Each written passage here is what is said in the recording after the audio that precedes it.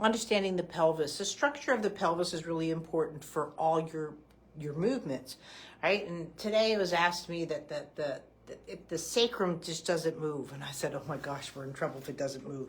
But I just wanted to take a moment and just explain the pelvis and what we're going after, right? So the human pelvis is quite interesting, and it's meant to move in all directions, right? The pelvis is not a butterfly. It's not like the sphenoid.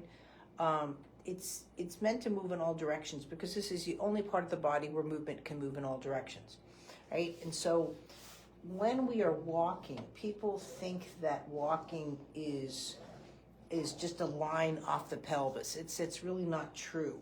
When your foot steps in, right, and shifts all of these parts within the pelvis move around to take that momentum and give us an evenness. That's where it's got that, in a sense, a gyroscopic function, because a gyroscope is meant to maintain space. So, but the thing is too with the sacrum, as it moves and does these things, the sacrum has to counter response the tailbone. And so it's these movements here, as they used to say, you have a burger with the shake. I was trying to use that line in the Czech Republic, and they're like, we don't give milkshakes with burgers. So, but you want that kind of movement. They're actually taught in anatomy that the tailbone one day will be obsolete, and if that's the case, the computers won and we don't walk anymore. But it's really important, and also too, that what also has to do is the weight. So for gravity, it's the mouth to the anus, and so when fecal matter comes down, babies, that weight hits the tailbone and immediately presents, and then eventually we learn to hold it and to control our functions with our bowels. But that weight is there, and it's very sensitive to that weight. As we lose the senses of gravity, as we age, that's why constipation also becomes a problem. But what you're needing to do is that sacrum is there to counter response all those movements, and that's the stability going into the spine.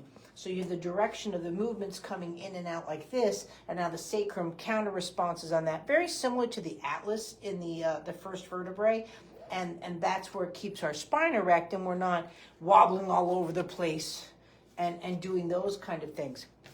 Nikki, how are you?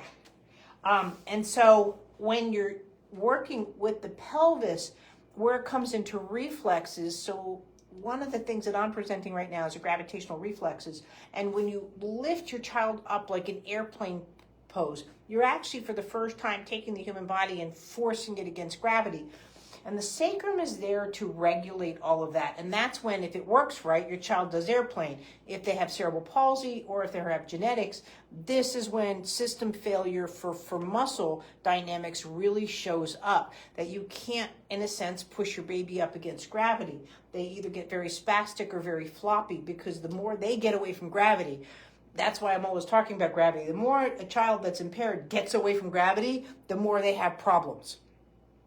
Right? Because they can't, gravity relates us to the ground. And so the earth is moving and we're moving. Very similar to what the pelvis is doing.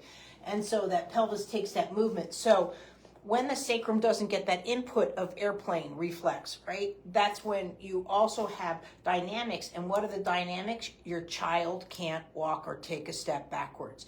And one of the biggest things I have to teach kiddos, especially those with cerebral palsy, when a child has a problems with movement dynamics, everybody wants them to go forward, walk forward, do all this. They don't think about the backwards. And if you can't take a step back, whether it's emotionally or physically, you're going to fall down. And that back step is very important. That pressure, the push-pull milestone gets regulated really not through the feet and so forth, but through the sacrum and its sacred's involvement in space. So the sacrum is really important, that is always articulating movement, no matter what we do, that it's there. So even for you and I to have an SI inflarement and all that kind of thing, and the stuff that we contribute to getting old, it is very important that these movements are there. This is how a pelvis works. when I'm coming to sitting, when I'm getting up, all of that. It's really quite pretty. This is not one unit. It doesn't fuse, and it really should do that. But the more your child gets of these movements, especially as in babies, this is where you get optimal development, where you really can get impaired and go quickly from not even typical development to developmental delays, globally delays, really can be seen within this area of movement. The sacrum is a really big regulator of where we are in space, and the pelvis works around that. So that's what we need to work on when we're working on our munchkins, and as well as the pubic bone strike. I mean, every movement is important, but to understand how the pelvic really just functions, the pelvis is very, very important. Hi, Sarah, how are you? And knowing this and stuff, because again, low tone kiddos, they haven't played with gravity. We don't, because of COVID, we're not allowing things in the mouth. We really get issues within the coccyx regions. That's where more and more kiddos are having troubles, potty training and so forth, because these movements are not played with. We really have to get back to walking, going through the pelvis and not through the feet. But the sacrum is a really big telltale of how severe your child's going to be, but also where to work on. Thanks.